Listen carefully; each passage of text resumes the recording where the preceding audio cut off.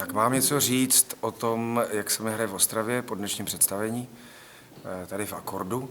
Tak já musím říct, že jsme tady s Davidem Švehlíkem zažili 2 krásné dny, protože včera jsme hráli v Havířově, v divadle, kde jsem s kapelou vlastně začínal pod tím pódiem, takže ten návrat byl o to silnější. Já jsem tam hrál podruhé v životě vlastně, profesionálně divadlo, a do Ostravy se vždycky bojím, protože je to prostě doma není nikdo prorokem, takže musím říct, že obě 2 představení pro nás byly hrozně silné.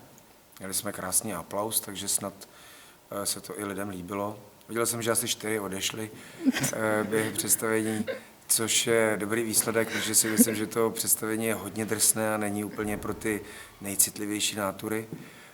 Tak to vlastně splnilo všechny předpoklady toho představení tak, jak mají být. No a doufám, že, nebo vlastně už to vím, že se na jaře do Ostravy zase vrátíme a vrací se mi tady s divadlem jakoby lehčejc a lehčejc, protože mám pocit z toho publika, že mě vnímá jako domácího a že to dává znát, a to pro mě strašně moc znamená. Děkujeme.